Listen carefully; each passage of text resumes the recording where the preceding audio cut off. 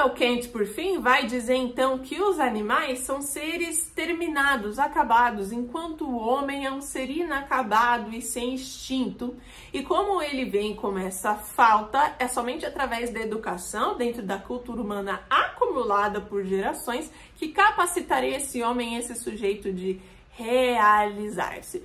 Muito bem, então, educação dentro da cultura humana acumulada por gerações. Vamos colocar um ponto aqui. Digamos que você tenha vindo de uma família, de um núcleo familiar que acreditava que fumar era errado, que tatuagem era errado, e ninguém ali do seu núcleo, seu pai, sua mãe, irmãos, às vezes expandindo até avós, tios, etc., não havia ninguém que tinha uma tatuagem, não havia ninguém que fumasse, e você, depois que constituiu sua liberdade, se tornou independente, passou a fazer tais coisas, fez uma tatuagem ou fuma.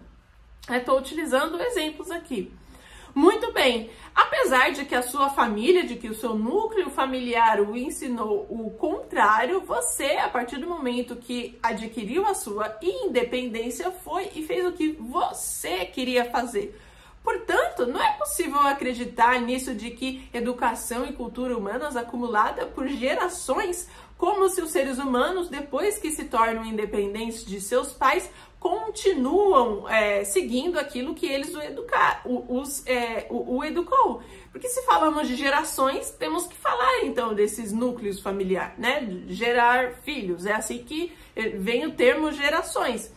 Mas isso de forma comum a gente percebe que já não é verdade. Os filhos não seguem aquilo que os pais dizem ou aquilo que muitas vezes a própria família pregou. Como é que eu tenho valores de moral e ética tão impregnados que foi passado somente de geração por geração? E quando nós vamos estressando esse ponto, vamos chegar à primeira geração, à primeira família que existe. Quem trouxe, então, para o primeiro ser humano, né? Pensando na teoria da evolução, o primeiro que evoluiu daquele organismo único e passou por um processo de evolução dentro dos primatas até se tornar o Homo sapiens sapiens. Quem ensinou o primeiro Homo sapiens sapiens de que violência é errado, de que matar é errado? Quem transferiu esse valor de moral e ética? Então a gente teve um Homo sapiens sapiens assim iluminado. E aí ele foi transmitindo essas ideias conforme proliferação, né? Conforme geração de filhos foi acontecendo. Então foi se transmitindo essa ideia. Veja que não é um ponto muito coeso. Só é errado violência porque um ser, uma autoridade acima, transcendental, disse que era errado. Essa autoridade disse exatamente o seguinte que eu vou ler para você. Se alguém derramar o sangue do homem, pelo homem se derramará o seu, porque Deus fez o homem segundo a sua imagem. A violência é errado, assassinar é errado, porque nós somos semelhantes, feitos à imagem de Deus. Não é uma coletividade vazia da nossa própria consciência individual, porque nem seríamos capazes disso e porque nem nós mesmos somos completamente subordinados a isso dentro da nossa vida, os nossos pais e da nossa família. É porque há um Deus. Esse Deus disse então que é certo e é errado. Não obstante, a maior parte dos filósofos, dos sociólogos ateus eram comunistas. Por isso é uma grande tendência entre pessoas que de fato são céticas se tornarem comunistas. Mas o que o comunismo, Camila, tem a ver com tudo isso que estamos falando de moral e ética? Ora, a gente já trouxe um pouco esse ponto no começo dessa aula. Quando eu parto para o princípio de uma irmandade, de uma coesão social, no final das contas eu vou precisar de alguém que estabeleça, assim, o que é certo e errado, que dê as diretrizes, que fale aquilo que é mandatório ou não. Do contrário, se vivêssemos de fato somente como esses homens estão falando, nós seríamos anarquistas, né? Estaríamos vivendo um anarquismo. Não é o que acontece na maior parte das vezes. Mas vou trazer para você a citação do que um próprio autor, filósofo francês ateu diz. É o Denis Robert Dufour. E com efeito, o proletariado fornece uma espécie de solução lógica para essa carência representacional, finalmente remetendo a um novo Deus Salvador. Oferece, por isso, uma solução lógica em relação aos impasses do povo vivenciados ao longo do século XIX. O proletariado foi, em suma, o grande sujeito invocado pela religião comunista. Muitos se enganam, os ateus, né, achando que de fato eles não têm religião, né? Aqui está o livro como referência bibliográfica, vou deixar nos comentários, né?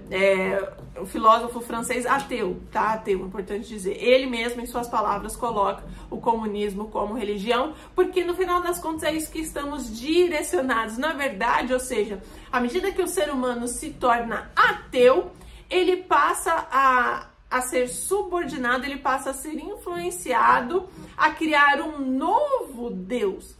É o Deus da religião comunista, é o Deus de Estado versus proletariado. É o Estado que supre agora todas essas coisas que precisamos. É o Estado que vai dizer, então, que vai dar a palavra final daquilo que é certo e errado, daquilo que é moral e ética. Mas pegando pelo próprio conceito do Estado, do comunismo, naquilo que Karl Marx falou em O Capital, porque foi ele que estabeleceu. Karl Marx diz que há então uma eterna luta entre burguês e proletariado, ou seja, os donos do dinheiro e aqueles que seriam os pobres. Mas tem ou não tem então certo e errado, Karl Marx? Por que é errado então o burguês ter todo o dinheiro e escravizar o proletariado? Porque se não há Deus, não há certo e errado.